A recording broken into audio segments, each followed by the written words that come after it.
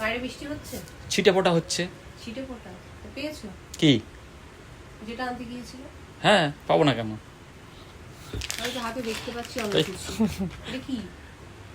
এটা কি কি বুঝতে পারছো না? এটা কি? সেটা আমি বুঝতে পারছি, আমল স্প্রে। হ্যাঁ। এটা কি হবে? দেখো হাসছে, দেখো। লিকুইড দুধ নেই। হ্যাঁ, তা রাত্রির বাজে দেখো বন্ধুরা 10:30।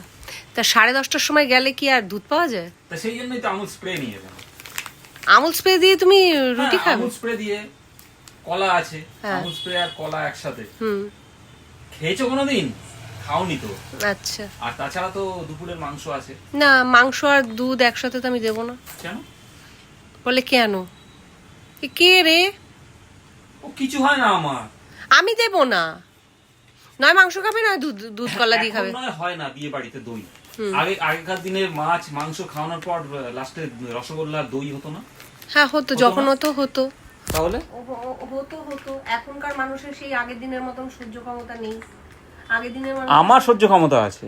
তুমি অত গায়ের জোরে চললে তো হবে না, আমি তোমায় দেবো না। তাহলে ঠিক আছে, হয় দুধ দিয়ে খাবো নয় মাংস দিয়ে খাবো। হ্যাঁ, কোনটা দিয়ে খাবে ডিসাইড করো। সেটা আমি ডিসাইড করে নেবো। ঠিক আছে, এটা আমি তাহলে রেখে দিচ্ছি, এটা আর কাটছো না।